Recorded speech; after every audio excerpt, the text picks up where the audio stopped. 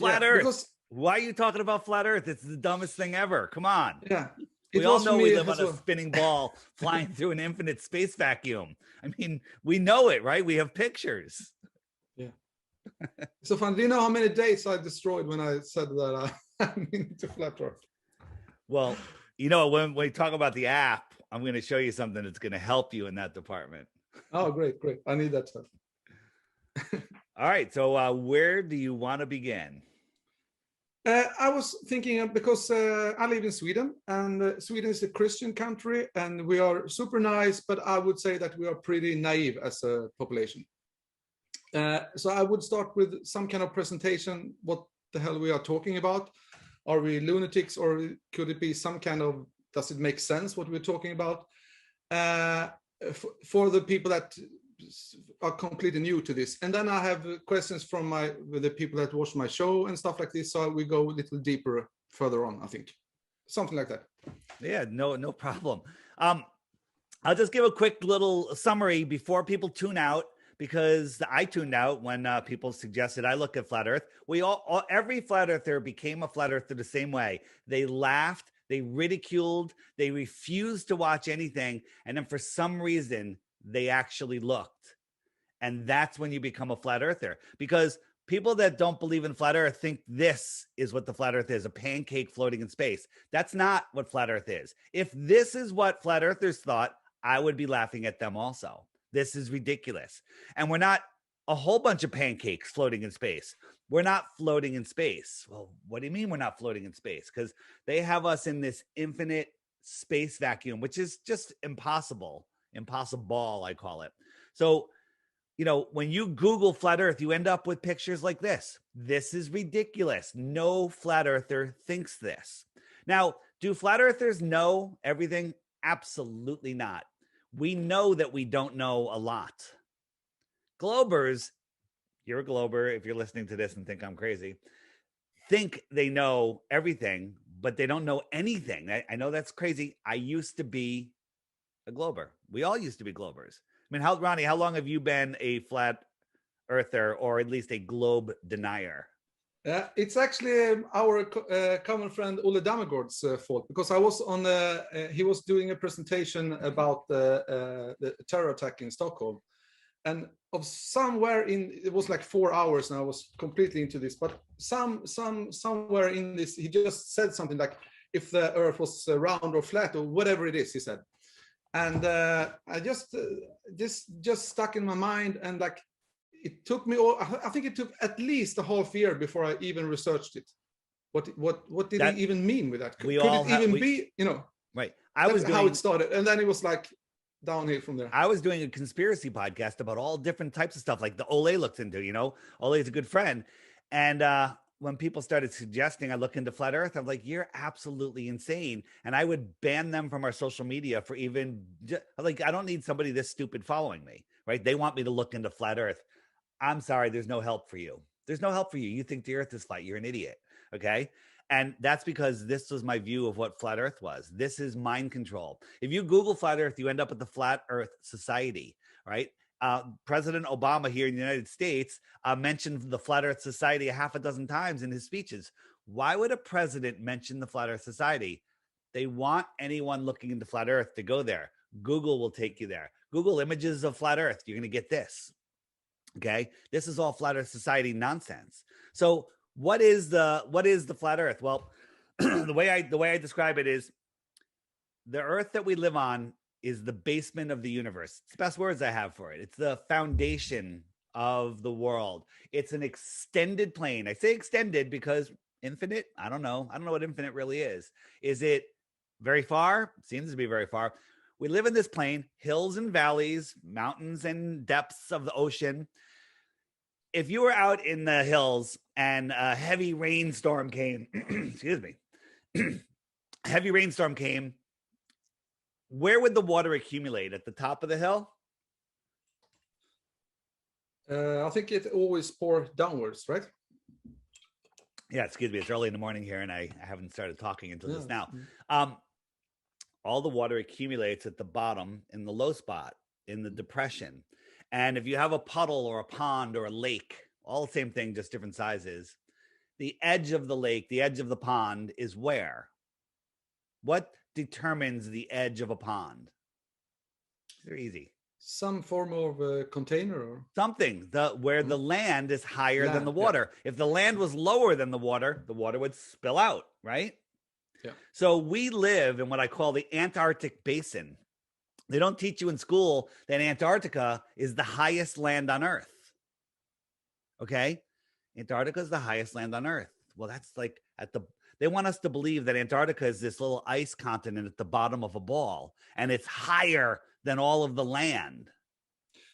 Have you heard? Do you know if that there is any truth in that this supposed Antarctica is like a brain, the shape of the brain?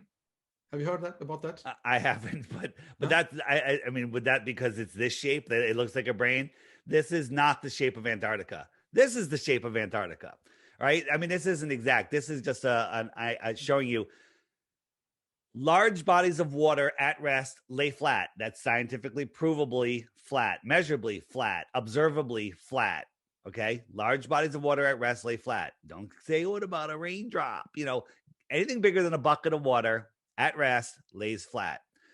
The water surrounds all of the islands, all of the continents, but all of the water is surrounded by its container, which is Antarctica. It's the highest land. So this is Antarctica. This is Antarctica. This is Antarctica. It surrounds us. It's off limits. No one's allowed to explore beyond 60 degrees south, which is this pink line. You can't even see Antarctica from there. If you want to spend $20,000, $30,000, $50,000, go there for a couple of days. Yeah, they take you to this peninsula, which is huge, bigger than some countries. And they'll show you some ice. They'll show you some penguins. But nobody's allowed to independently explore the outer space. Yeah. Outer space. Inner space. Outer space. You can come back to the penguins later on because I saw this interview you did with Owen Benjamin. It's really interesting he's really onto something about the penguins. The penguin? What did he say about the penguins? Yeah, that they promote it everywhere. And after I heard that, I started to research my own. I looked at my own VHS cassette. The old ones for my children. You have Pingu, you have Disney, you have Batman. It's everywhere. Yeah, he's really onto something there. When I heard it, I started researching it, and my God, he's completely right about it. There's essentially two videos that have convinced people not to look at the North Pole and the South Pole. One of them, I don't know if they showed it where you guys are, maybe they showed something else, but it was National Geographic about these guys that went to the North Pole with their dog sleds and everything, and it just got rougher and crevasses, and they were running out of food, and the dogs were freezing to death, and it was windy and snowy and 40 below zero, and then finally they got their GPS, and they're like 500 feet, 200 feet, we're there, and it's like cold and dark, and 100 degrees below zero. And then basically that would, and then they had to get back. I'm like, how did they get back? They made it there. Now they got to go back. Like, how's that going to happen? And basically it was to convince you. So in the subconscious of your mind, no one would ever say, I want to go to the North Pole. Right. Okay. They showed us that in school. That was, the televisions were wheeled into our class, and we watched that in elementary school. The other one is the emperor penguins, how they all huddle together at the South Pole, and it's freezing cold, and they hold their eggs on their feet, and if the egg touches the ground, it freezes and they die, and they go through these just horrible storms and everything.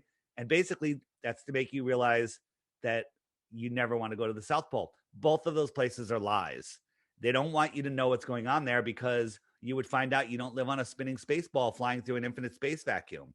I mean, the idea that we live on a heliocentric ball flying through space is the dumbest thing ever.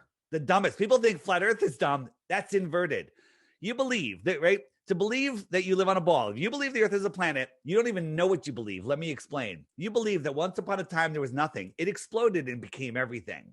And then all of the rocks turned into balls, and all of the gases coalesced into bigger balls. And because they were bigger, they had more mass, and they could hold on magically to all these other rocks that are orbiting and going in repeating patterns. while the Earth is spinning at 1,000 miles an hour.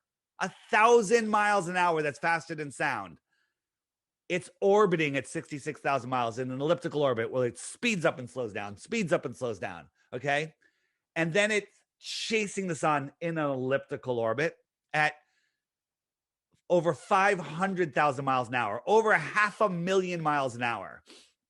All of these motions are going on all of the time, and nothing moves. Nothing moves, right? Nothing. You can, I tell people, imagine, people like, well, what about I'm in an airplane? I could drink a glass of water and walk to the bathroom. Well, I say double the speed of the airplane, remove the outer shell of the airplane, and then let me know how your water and trip to the bathroom's going. Okay. Because if you live on a globe, we're not in a closed system. We're on the outside of a spinning water ball in a space vacuum, which is impossible. It's just impossible. Right. I say, get a dinner plate and fill it with water and drive down a road at 100 miles an hour, just 100 on a straight, perfectly smooth road. You might be okay. Now have the driver start turning that car just a little bit.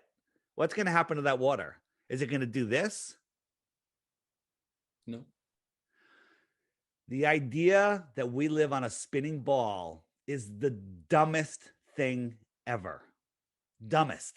And they've convinced us to trade in our common sense for nonsense from a guy in a bow tie who lies. Then they would say that everything, the atmosphere and everything is like follow along with this. But still, there's one, what do you call this, diameter or at the equator, and it's a smaller one. So still, it can't like follow everything. Right. Well, so it doesn't make sense at all. They tell us the Earth is spinning at 1,000 miles an hour at the equator. Okay, because for you Globers out there that are defending the ball and thinking I'm crazy, how fast is the Earth spinning at the equator? I don't know. I already told you that. You probably don't even remember. But what's the diameter of the equator? They don't know. We know because we've looked. It's 24,901 miles around.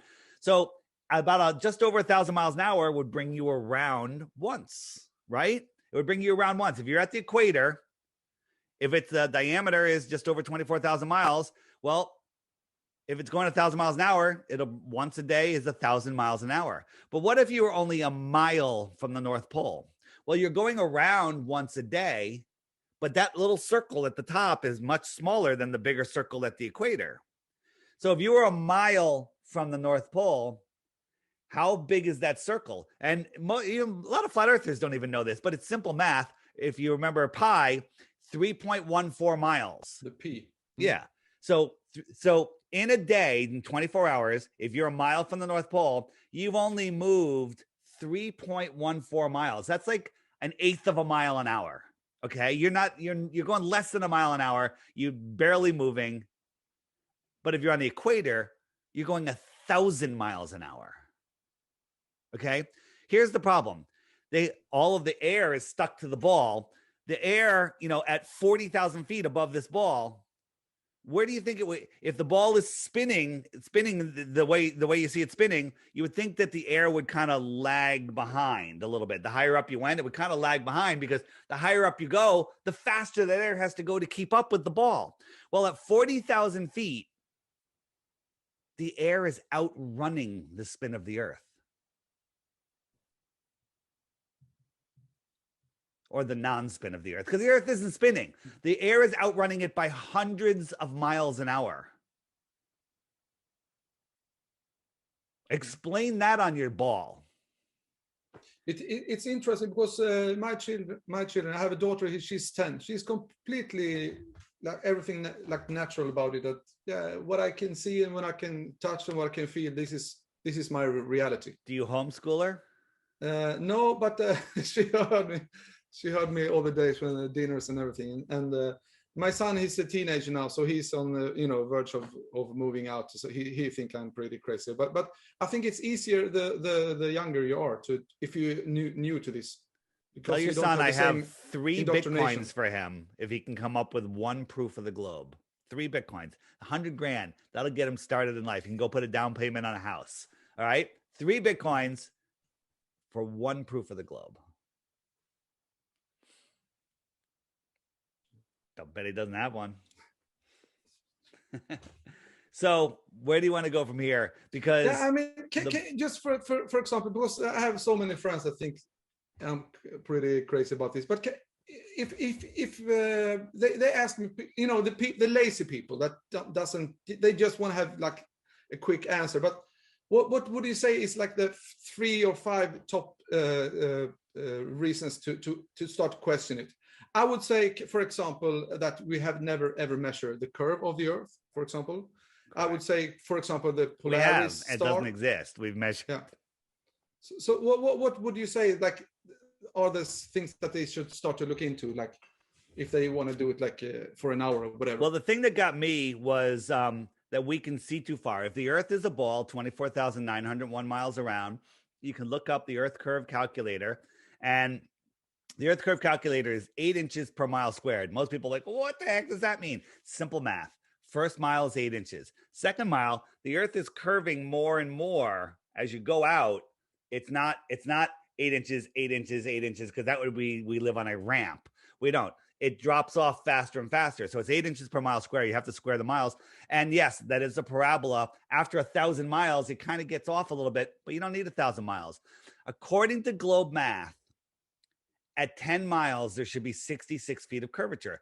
Their math, not ours. 66 feet of curvature at 10 miles. Now, you can go to these globe troll debunking sites that are out there to, capture weak minds and help you hold on to your heliocentric ball belief. And they say, oh, no, because if you're looking at something 10 miles away, it's only half of that because they're halfway down one side and you're halfway down the other side. So it's not 66 feet, it's 33 feet. Okay. That's dumb. That's ridiculous. But I'll give it to you because it doesn't matter. Because I said, all right, when I started seeing this, I said, all right, we can see too far. All right. I know that there's a buoy off of my beach that's 11 miles away. I'll round down to 10 to give the ball every purpose, every benefit. I bought $1,000 camera, tripod, a super zoom P900 when it first came out. And I went down to the beach early in the morning when the water was calm and I can't see the buoy. I'm like, it's over the curve. There's no way to see that. It's a 10-foot high buoy. I got down like a foot off the water. I got the tripod down and I'm looking. I zoomed in. Not only could I see that buoy, I could see the surface of the water for dozens of miles beyond it. You do the math on that and you find out there should be hundreds of feet of curvature. That doesn't make any sense whatsoever. People say, well, what about boats disappearing over the horizon? Look, there's no boat here. I'm zooming in and all of a sudden right here, watch right here, here it is, there's a boat. This is to do with several things: the angular resolution limits of your eyes, the wave front edge, all the perspective, all sorts of. Watch, I'm going to zoom out. It's like this boat is going away, and watch, it'll disappear from the bottom up. It's not moving. I'm not moving. I'm just zooming out. This is how your eye perceives it. The windows are gone. The boat is gone. And a glober will tell you it's over the curve. Well, if it went over the curve, how am I possibly seeing it? Right. And I'm not zooming over the curve. If the physical horizon is there, like globers want you to believe, I shouldn't be able to see it. For example, if you went down this hallway around this corner and I stayed right here, could I zoom in on you with a telescope? Absolutely not. There's a physical horizon here, a physical edge. I'll flip this over, make it look like the Earth. Yes, the Earth is bigger than this. This is a scale model. So you're over that. I could have the friggin' fake Hubble telescope zoom in. I can't see beyond this physical horizon. This is a physical horizon. We don't see a physical horizon, and the globe trolls have been forced to admit that in debates, that it's an optical horizon, right? So here's another example of us seeing too far. And all these things I'm telling you today, don't believe me. Go verify them yourself. Unlike NASA, where it's you can't verify anything. This is the Leisure France. We're looking out over the ocean. It's a famous viewing spot because Mount Canigou is out here 175 miles away. From this altitude, using globe math, the top of Mount Canigou should be a mile below the horizon. You have to believe that this is a physical horizon. This is an optical horizon. Everything comes together due to perspective and becomes a horizon. These clouds up here are the same height as these clouds over here, just perspective. But a couple days a year, when the sun is on its path in between the two tropics, it lines up with Mount Canigou and it backlights it. The light normally bouncing off of Mount Canigou doesn't have enough power to push through the soup of the atmosphere, and you can't see it. But when the sun backlights the mountain, when it's in line, you can see the mountain. This is the top of the mountain. It should be a mile below the curve, but it's not. It's right there. It's not a mirage. Now, the global argument, which is pathetic and ridiculous, is that the mountain is over the curve and the sun is already set. It's just refracting up and stopping right at your eye level. That's dumb. That's ridiculous. That's pathetic. And people will be like, well, it must be because the Earth is a globe. Here's the thing. Our entire heliocentric model is based off of the calculation of the radius of the Earth. Okay, the radius of the Earth is from the center of the Earth to the surface. So my arm is the radius. It makes here's the curve of the Earth, right? The radius. Okay. The distances that we are seeing, people say, well, maybe the Earth is bigger. Well, if the Earth is bigger, then the distance to the moon, the size of the moon, the size of the planets, the distance of the planets, the distance of the sun, all of that changes. You change one variable and everything changes. So that negates us ever going to space into the moon. The distances that we can see, even without infrared, you would need a radius. Instead of the radius is 3,958 miles or something like that, less than 4,000 miles. So if the radius is less than 4,000 miles, the distances that we are seeing, if the Earth was a ball, you would need a radius of over 250,000 miles versus the presupposed 4,000. If you don't have R, the radius, no R, no sphere, no solar system, no nothing. It's all based on R, and R is a made-up number. So then we have, let's see, we have the horizon. We have that we see too far. I would say that that Polaris never moves. Would that be the top 5? Yeah, absolutely. So we're corkscrewing through space. Every year in just one direction, we're going 4.4 billion miles every year. We never go back to where we were before. But somehow all of the stars remain in the exact same position. If you here in the United States, the pyramids have a shaft that looks up and sees the North Star. But here in the United States, we have a New World Order monument that was built in 1981, I believe, called the Georgia Guidestones. Besides their New World Order nonsense that's written on them, there's a little hole that you can look through. And when you look through it, what do you think you see? You see Polaris. And if you do a little time lapse, you'll see all of the stars spinning around. How is the Earth corkscrewing through space and Polaris never moves from that hole? Never. Ever, ever, ever. And you can say, oh, well, it's so far away, that there's no parallax.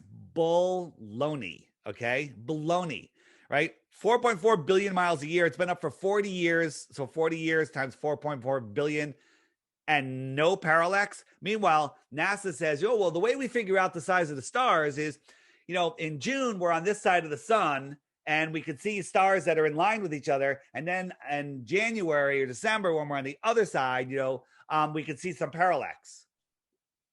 You can see parallax from 186 million miles, but 4.4 billion miles a year doesn't cause any parallax.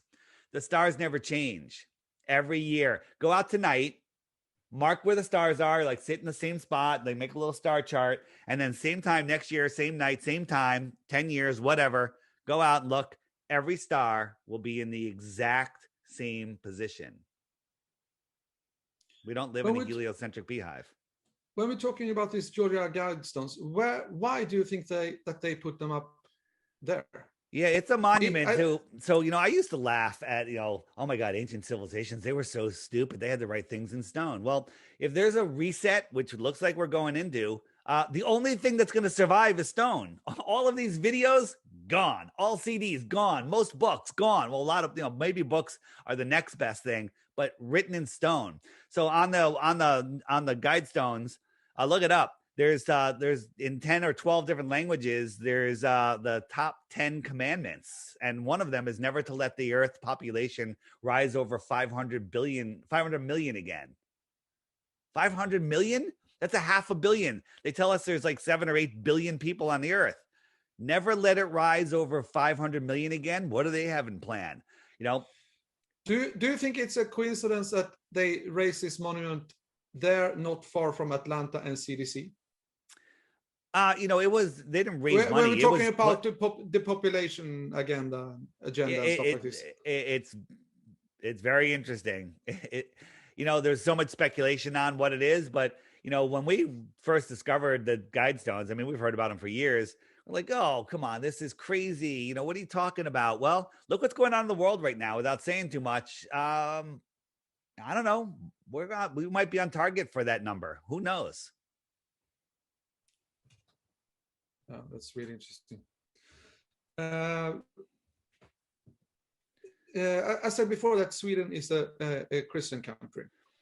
Yeah. And I have a friend, we talk about this for hours per day because it's so interesting. And I'm not a Christian person in a traditional way or something, but I find it extremely interesting to hear the views of Christians and how, because I can relate to a lot of stuff that they say from the flat earth perspective, sort of. And this is a question from one of my viewers of my channel.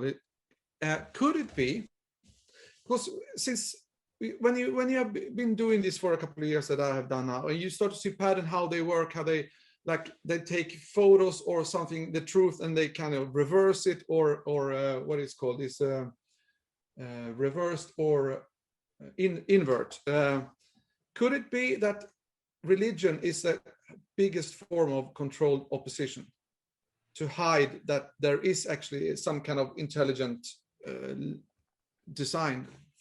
I think that all religions there's a good side and a bad side to them, but they've pigeonholed people, and they're grouping them and separating them. They want us separated. In the 1800s, everyone thought it was the Wild West and craziness. No, it was an advanced civilization called Tataria, a worldwide united civilization. But then in the 1800s, at some point, some cataclysm happened. If you looked into mud floods and Tataria, it's mind-blowing stuff. And the world was repopulated. Everything was erased. The reset happened.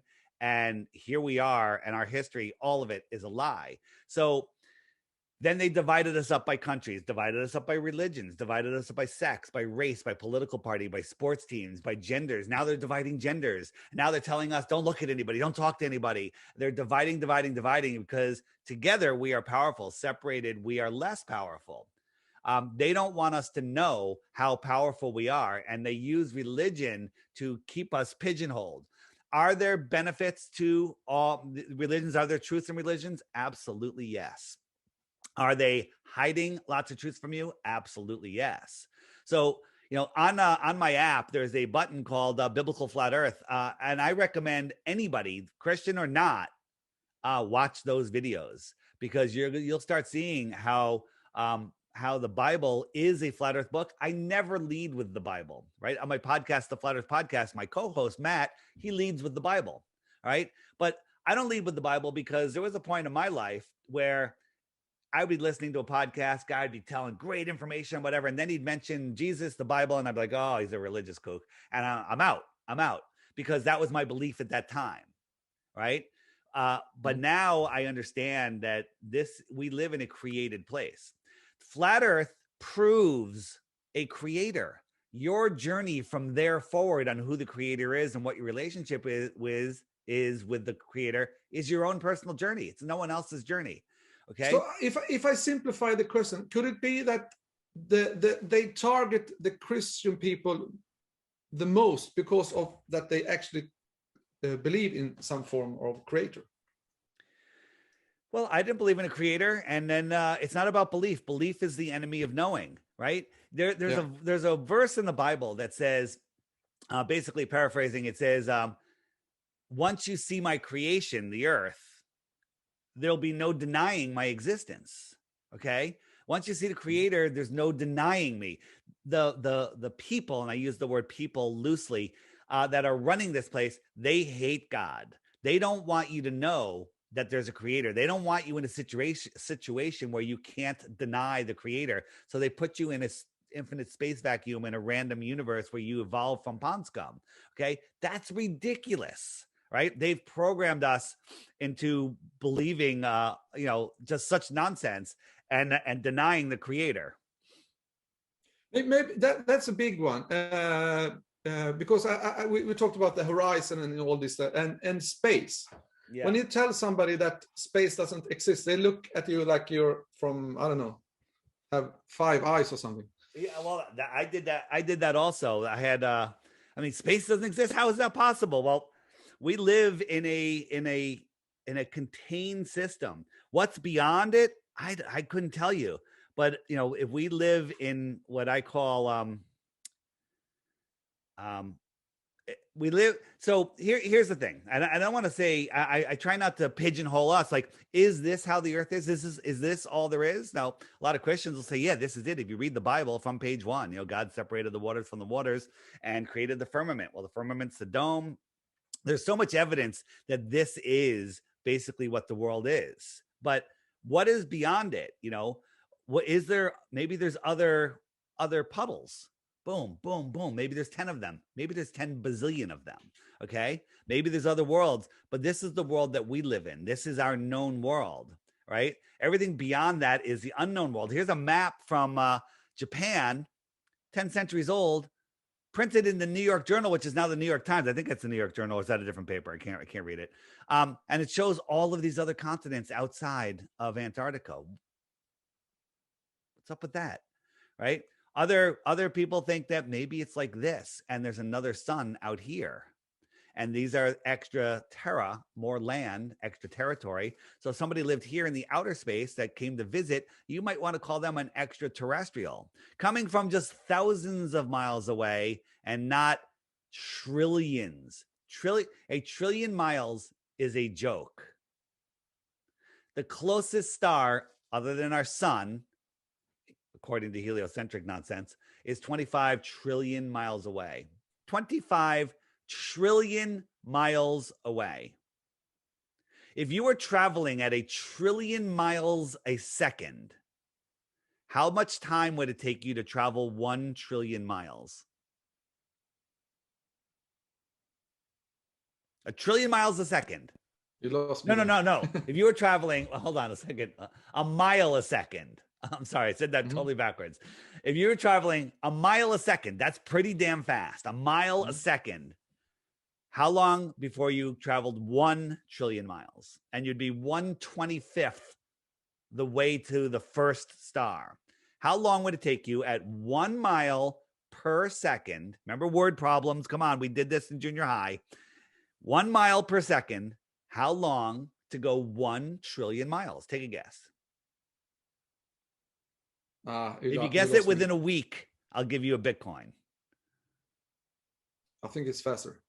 No. If you guess it within a week, like if you say, if you say, 6 months, I don't know. How long to go 1 trillion miles if you're going a mile a second, which is super fast. How long? Take a guess. Come on. Win a Bitcoin. I have no idea.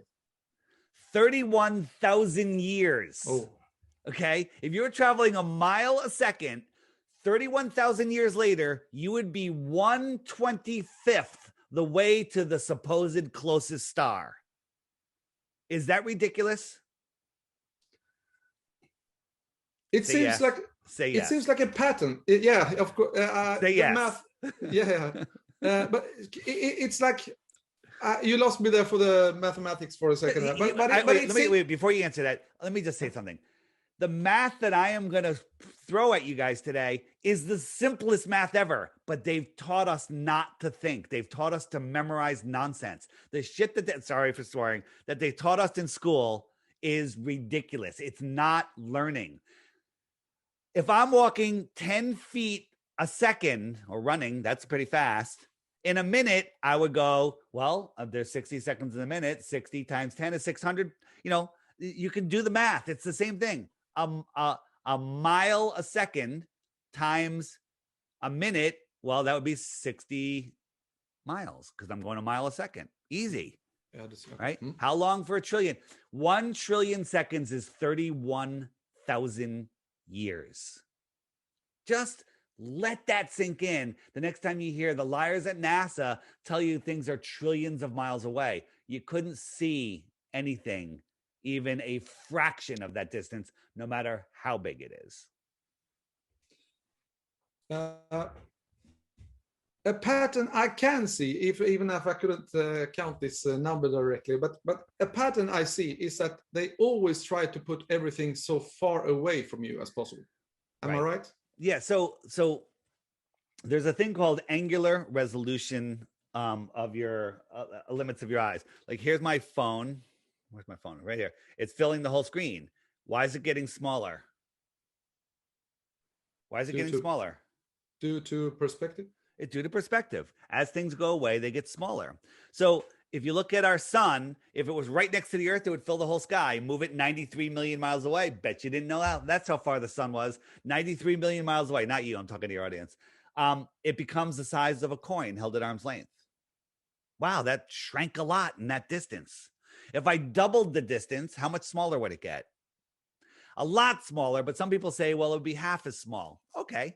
Well, now it's the size of a dime, right? And if you doubled the distance again, it would be even smaller. And you just keep doing that. There's a point where its angular size gets so small, you can't see it. Like if I was holding a human hair right here, you probably couldn't see it because its angular thickness is too small. So if we made the sun 24 times farther than it is, it would be way too small to see. Scientifically provable that you could not see the sun 24 times farther than it is. Probably 3 times farther, but I'm going to say 24 times farther because that's 3 light hours. The distance light travels in 3 hours. Okay.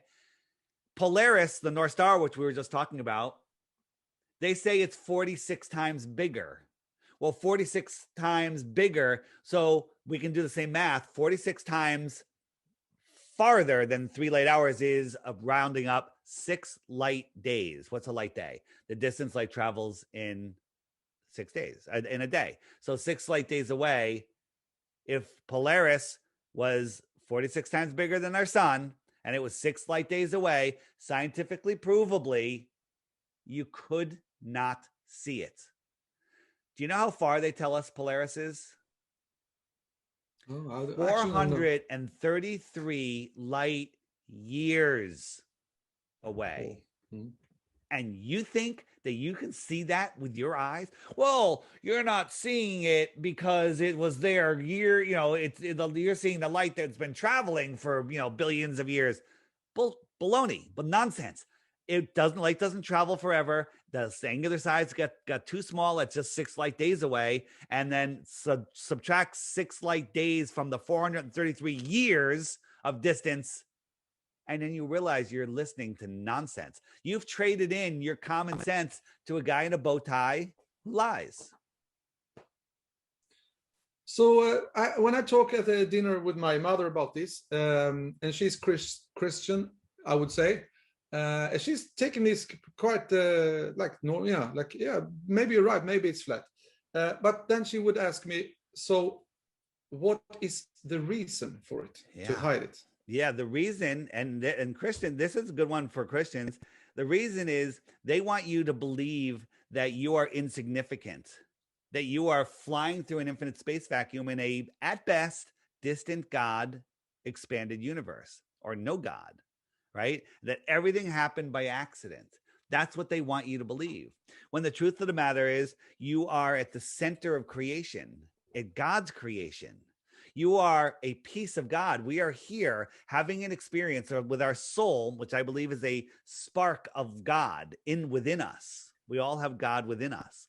And our goal here on earth is to maintain control of our soul and to be good to others. Don't break natural law. Don't steal. Don't kill anybody. Don't invade their freedom. And that's it. And maintain control of your soul. But many people will sell their souls for fame and fortune or whatever, and they become nihilistic and they just become not in honor of this creation. They just come out for, for themselves. If everybody took care of the person to their left, the world would be a whole different place, right? They don't want you to know that. So why the lie? They're hiding free energy, hiding the creator, hiding your spirituality, hiding more land, hiding more resources, hiding scientific knowledge of what's in Antarctica, hiding that you are at the center of the universe, hiding that you are special. Take your pick. That one is really interesting. Yeah. I mean, there's more hiding more land. Think about it. There's a story called the Iron Republic.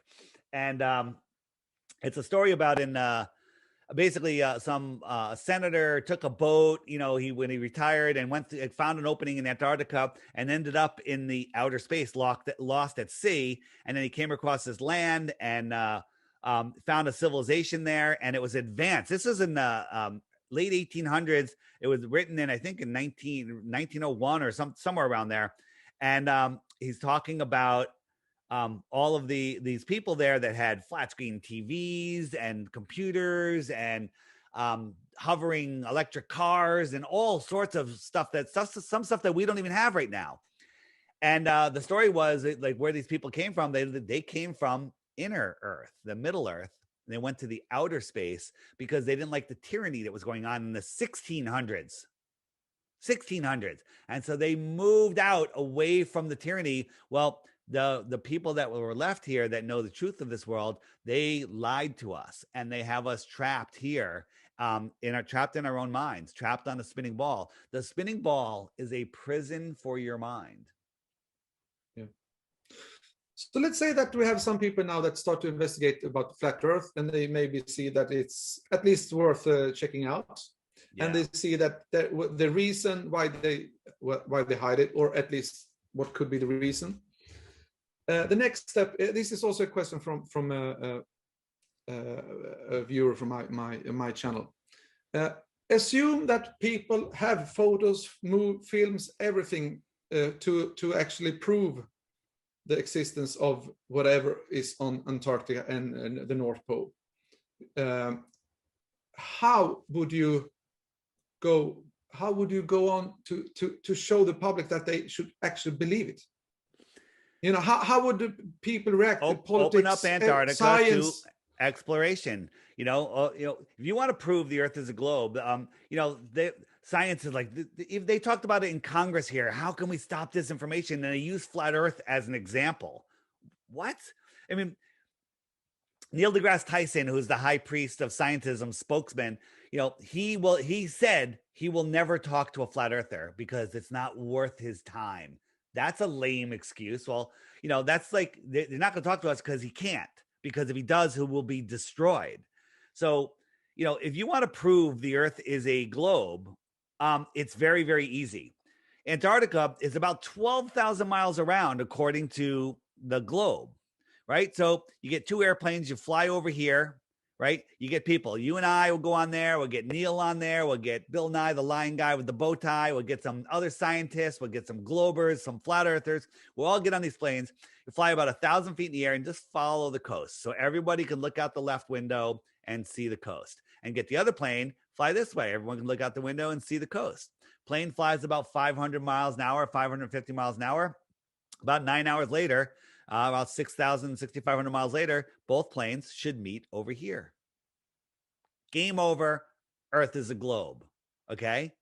Not going to happen because it can't be done. Because the last person to try to do that was Captain Cook. He went 60 to 70,000 miles on his journey around, because remember, the equator's right here, right? And the equator is only 24,000 miles around. On a ball, it should get smaller and smaller and smaller as you go out, but it doesn't. It's bigger. Many accounts of ships go, every day they're out of reckoning by 20, 30 miles. They're like, how the heck? They're measuring and they're like, wait a minute, we're not where we're supposed to be. It's because they're going a greater distance. The only way to really check where you're going is GPS or measuring on land. And, what land are you going to measure on out here? And GPS is run by the liars at NASA. You mentioned before about this Tartaria, for people that don't know what that is. But you said it was some kind of civilization, and we were like united, sort of. If you Yeah, explain there it was short, an yeah. advanced civilization worldwide. I mean, you look, everyone's familiar with the pyramids at Giza, but there's pyramids in China all over the world, and they're all lined up the same way. They're all on these ley lines. It's amazing. There's all this architecture all over the world that we can't figure out how they built it. It's way beyond what we can do today, but it's worldwide. In the middle of the Amazon, there's cities buried in the Amazon. Cities at the bottom of the ocean? What's going on? What aren't they telling us? There's buildings. Go look at like the Taj Mahal and all these other buildings. There's buildings that were supposedly built when people had horses and buggies, right? With our world's biggest cranes and our best craftsmen, we couldn't build the stuff that they built back with when they supposedly had horse and buggies. I mean, all these Capitol buildings and stuff like this in the States. When do you think that they built it? How Well, old are they? yeah, they were here when we supposedly got here. There's a picture of I think it's a Capitol building, whatever, that was being excavated, and there's a whole building below it, underground with columns and everything. There's all of these buildings that are built on top of buildings, and you don't know that there's cities below cities. So you watch stuff on mud floods. Let me bring up my app because I'll show you where to find this information. Here's the issue. Here's the thing. Google Flat Earth, Google and Tataria, you're going to get fed what they want you to see. They don't want you to see what I'm going to show you, right? So this is my app. It's called the Flat Earth Sun, Moon, and Zodiac Clock app, and it will show you all of the, like, if you want to find out what's going on with Flat Earth, just check out the app, and every day there's a new video right here, featured video, and you tap it and watch the daily video every day. Here's the challenge I have. I'm offering 3 Bitcoins for 1 proof of the globe, but you have to watch the daily video every day for 2 weeks. And at the end of that 2 weeks, you should know that the Earth is a globe. I mean, it's flat, but if you still think it's a globe, hit the question mark button, and up comes all the questions you're going to ask. What about seasons? What about eclipses? Why the lie? If you click why the lie, great one. Up comes a playlist that they don't want you to see. These videos will show you why the lie and how it's flat and everything else. They don't want you to see that stuff. You might be able to find it online, but it'll probably take you 500 hours to maybe find 2 or 3 hours of good content. If you hit the web button, the middle button there, up comes more resources. One of the greatest videos right now that's out is this series here, The Lost History of Flat Earth. It's on. I just watched it, and I can honestly say that is probably the best series I ever seen in my life. And listen, when people sent it to me, well, a couple people sent it to me before I saw it, and I'm like, oh, 5-hour video? Are you kidding me? I have a hard time. I was like, right now, like, I'll watch long videos because I'm already in, but before, I'm like, get out of here. My YouTube channel, DITRH, right here, is all my videos are under 5 minutes, or most of them under 2 or 3 minutes. And it's because I understand how hard it is to get people to watch something. Oh, I'll watch a 2-minute video, and you watch my video, and then you watch another one, then you watch another one, then you're addicted. But I said, all right, this 5-hour one, it's 7 parts. I said, I'll just watch it 1 chapter at a time. And I watched 10 minutes, and I'm like, wait a minute. And I just kept going. And then I watched another 10 minutes, and then I watched the whole thing. And then I watched it 4 more times. Okay. Yeah, exactly the same for me. It was so much information. I just start from the beginning again. Yeah. Directly. Yeah. It's and normally I watch stuff at double speed. I watch this one at regular speed. Okay.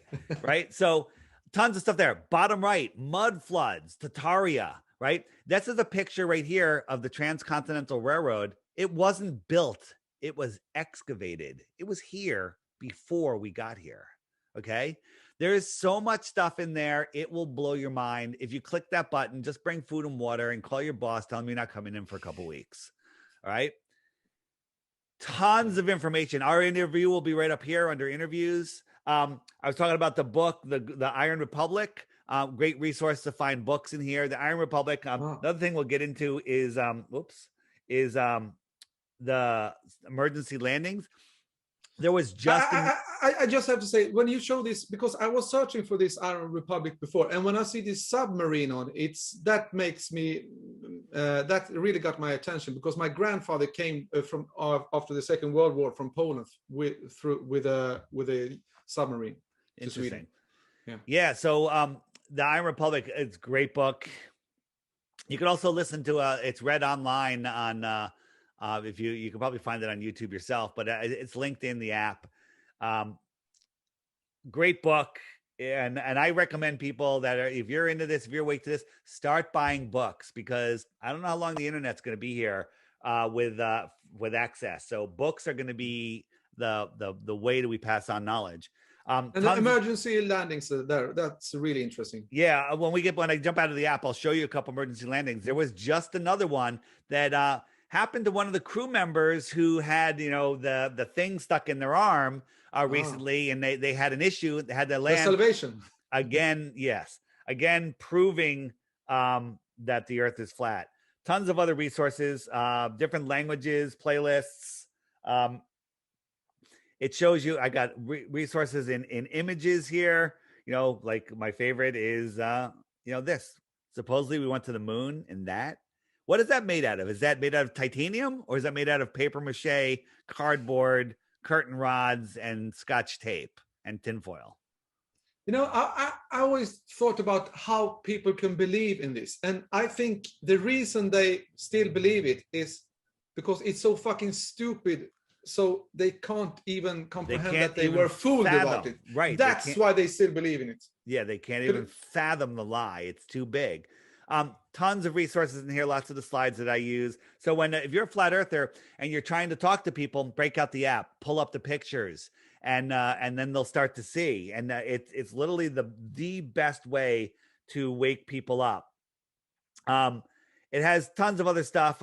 I was talking about the winds. If I go to the winds map and I go to 40,000 feet, those white and pink winds there, those are going 200 to 300 miles an hour faster than the Earth is spinning. The Earth is spinning to the east. Well, how are those winds outrunning it? And look how beautiful they are in that pattern. This is the actual pattern, rather than they show us the winds go up and down, in this big crazy sine wave on the globe, but lay that out on a flat Earth. These are the current winds right now. Okay. Again, so for those of you that are new, the sun is the hour hand. It's not on the hour hand now, because here in the United States we have daylight savings time, so they're lying to us about the time, basically just to throw off our natural clock. The sun will lap the moon every 28 days. So right now there's a close to a full moon, and you'll see that the sun is just starting to catch up to the moon, and the moon will start waning. And so the moon keeps track of the weeks and the months. Okay. There used to be 13 months of 28 days, but they hijacked that also. If I turn on the stars are moving slightly faster than the sun. So right now we're coming out of Cancer, and the sun will migrate into Leo, and it'll work its way through there over the next month. And so the stars keep track of the seasons and the years. And the seasons happen. We have our summer when the sun is here over the Tropic of Cancer. Now it's on its way back out to the Tropic of Capricorn. So we're here in the Arctic region, and the sun, what is the sun doing if you're in the middle? If you're in the middle in the Arctic, what's the sun doing? It's arcing around you, right? If you're out here in the Antarctic, what's the sun doing? It's antarcing away from you. It doesn't go around you. It comes towards you and it antarcs away. So the Antarctic has the sun antarcing, and the Arctic has the sun arcing. Very simple. Does a whole bunch of other things. And one other feature, you're going to love this, right? How many flat earthers do you have near you? How many people do you know in your local area that are flat earthers? I plan to tell you, just the people that start to ask questions since we did the first episode, I would say it's at least 20, I don't know, So 25 people or something in my near, so friend zone. in the next week or two, I'm releasing a new feature on the app, which is I call it Meet Flat Earthers. And basically, you hit the button, up comes the Google map. It shows you where all the people that have the app are. Now, wait a minute, that's Cool. surveillance, or it's a personal, um, you can turn it off and then you're gone and everyone else is gone. No problem. You can turn it on and say, city center me. Just put my dot in the center of whatever city I'm in. Don't show them exactly where I am. That's fine if you're paranoid. Just because you're paranoid doesn't mean they're not watching you. Um, so it'll put you at the city center, or you can say, show my exact location. So let's say I'm out and about. Let's say I come to Sweden and I'm by myself. I'm backpacking around. And I was like, you know what? I want to go to the local pub. I could turn on my app and go, huh, there's two flat earthers over in the so-and-so pub.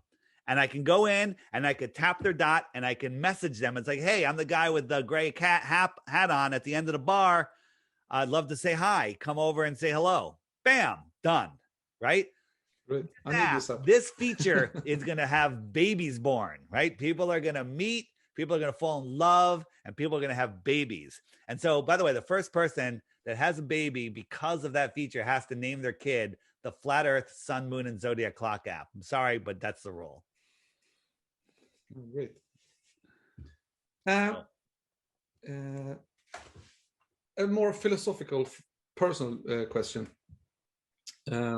Since I became what just commonly known as a flat earther, I don't know. I don't even know what I am because my world is like shattered every week with new information. But you can call yourself a true earther or a ball denier because guess what? I don't like the word denier. Sure. Do I know what this is? We might live in this toroidal field where we're on a flat plane in the middle of a toroidal field. That makes a lot of sense to me. It might be what I call a physical simulation. I don't know. But in the physical world that we're in with the physical tools that we have, we can measure it's flat and it does not move. So yeah, I'm a flat earther. The thing that happened to me is that, that has the quality of my life has improved so much. It's huge. Beyond. It's beyond. It's almost that I think that could it even be this? Is it something else? That is how big it is for me. Yeah. You're resonating with truth. They've done everything. This is all about vibration and resonance and everything. We are part of the earth. We are connected to the earth. We're not like, if you believe, your beliefs create your reality. If you believe you're on an infinite tiny speck flying through an infinite universe, lost out of control, where an asteroid could take you at any moment, well, your energy is all over the place and you're wasting your energy. Then when you are at the center of creation, you are part of this earth, you have a piece of God within you, you're honoring the creation and your vibration rises. Just go outside for a moment. Go outside, or inside, doesn't matter. And sit down and meditate for a second. And then imagine all of these motions. You're spinning at 1,000 miles an hour, orbiting, speeding up and slowing down. You're chasing the sun, and that entire system's moving sideways at, over 1 million miles per hour. Imagine all that stuff. You're going to feel dizzy. You're not going to be able to think. Your mind's going to be all over the place.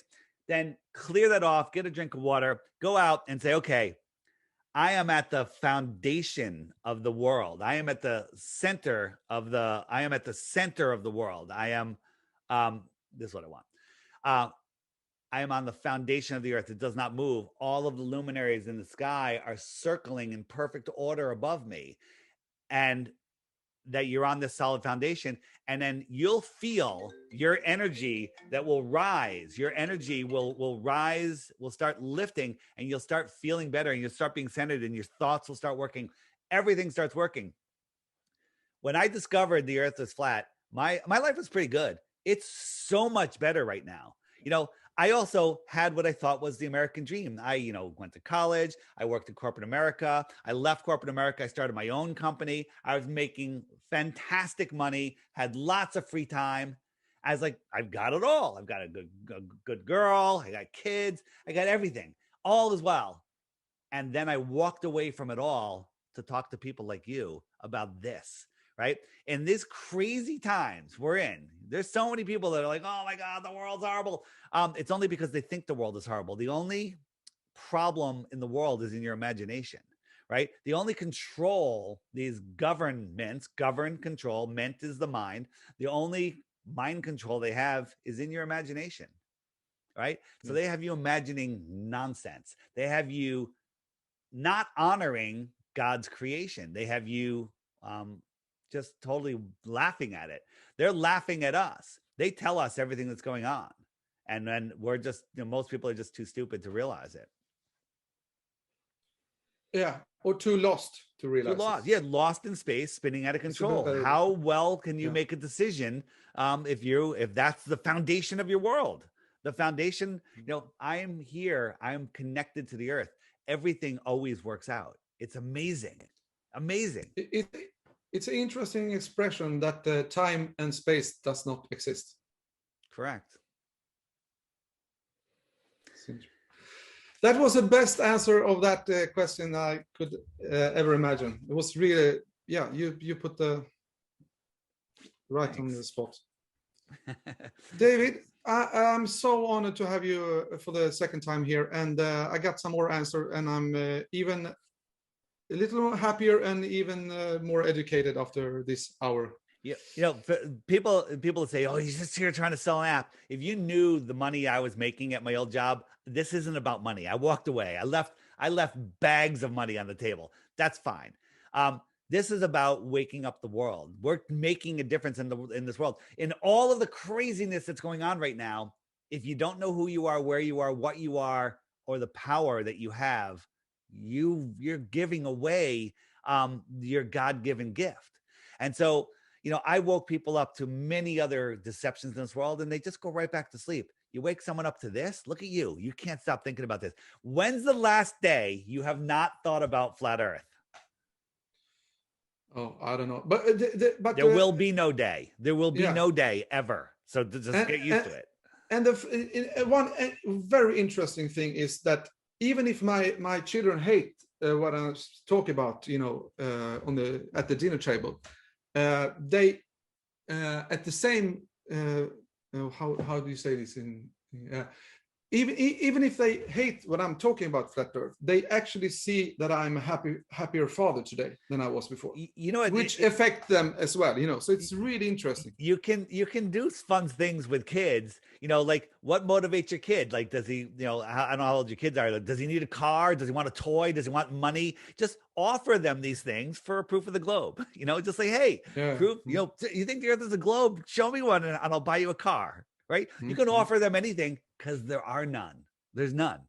Right? For your listeners only, I'm offering 100 Bitcoins. Okay? 100 for one proof of the globe. Okay? I don't want to make the offer so big, like, oh, that's never going to happen. Whatever you want, just prove the globe. It's not going to happen. It's not going to happen. And as you said it perfectly. Your life is so much better when you understand where you are, when you understand, what this place is.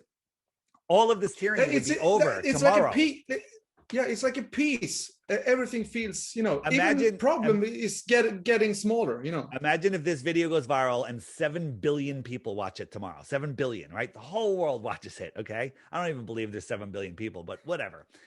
And everyone goes, all right, you know what? They're right. Government is nonsense. We're going to ignore the government. And the government comes out, everybody must do the following. And everyone's like, ha, it's over. They're done. They're finished. They have no power. There's nothing. If we don't listen to them and do what they say, they have no power. If everyone would just wake the F up, take back your power, live your life, help the person on your left or the right, okay? And the world would be an amazing place. Tataria would reemerge. My last quick question: how fast is this happening now? Because if I just compare our first show to the second show, it's like just in my friend zone. There's like so many people waking up to it. The Globers will tell you flat Earth is dying. You look at the Google searches; they've gone way down. Well, that's because they've changed the algorithm. They don't want you finding it, right? It's ridiculous. So how fast is it waking up? People are waking up so fast. We're having conferences. We're having a conference here in South Carolina in October. It's called Flattoberfest. It's going to be amazing. More and more people come every time. And this app, Friend Finder, really going to show people. And then you know what happens when you bring two flat earthers together? They make more flat earthers. They bring their friends in. Okay, they get married. They make flat earthers. Actually, make them. Okay, they do all sorts of stuff. So this is getting to the tipping point, and the elite are going to try to flip the table over to stop it. They're going to try to stop any awakening. We're going into what they call the Great Reset. And it doesn't have to happen if people wake up. They can't do it without us letting them do it with our minds. So just say no to everything. That's all you can do. Well, what can I do? Guess what you can do? You can say no and live your life. Do it. So it's afternoon, Friday afternoon here in Sweden. I'm gonna go out and enjoy the rest of the day in a way I wouldn't do without people like you, David. All right, that's definitely. And if you watch the mud flood stuff and the Tataria stuff, and watch John Levy, another great channel, JONLEVI, you'll never be able to walk in nature again without going, oh my God, look at that. Wow, I thought those were just rocks. Oh my God, right? Yeah. The world is not what you think it is. The rabbit hole is so deep that it's amazing. So yeah, everything with a trees and North Pole. And check out my app. If you're a flat earther, share the app with your friends, family, strangers, share it with everybody, buy it for them, give it to them, just send it to them, whatever you can do to help them wake up, because having awake people around you is the most powerful thing. And if everybody just did that in a month, the whole world would be awake. Okay. So that makes a difference. You can find me at the flatearthpodcast.com. We haven't been doing a lot of episodes, but if you haven't heard them, you're looking for some audio, the Flat Earth Podcast on iTunes, SoundCloud, and my YouTube channel, which is linked in the app, DITRH, just the initials for Deep Inside the Rabbit Hole. Lots of short videos there. But the best way is the Flat Earth, Sun, Moon, and Zodiac Clock app. Be careful on Android. There's a knockoff by the same name. I think it's free, or maybe it's $2. Don't send me an email telling me my app sucks, because that's not my app. Mine is by Blue Water Bay. You can just scan this barcode, or you can just go to the flatearthpodcast.com. The link is there. It's the highest rated app in Android store and the App Store. You need an iPhone 6.6 or better, or an iPad, and you need Android 8.0 or higher. Don't email me yet when you see this, looking for the Flat Earth Friend Finder feature that's coming in 1 or 2 weeks. So if I will not be able to make a baby with this name you said, at least I think you should have a Vice beer or something named after you. I'll take it. Yeah. There you go. All right. What else? Anything else? No, I'm super happy with this, and I'm gonna upload this directly so everybody can see this this weekend. All right. Fantastic. Thank you very much, David. All right, man. Until next Thanks. time. See ya. Bye. Thanks. Bye.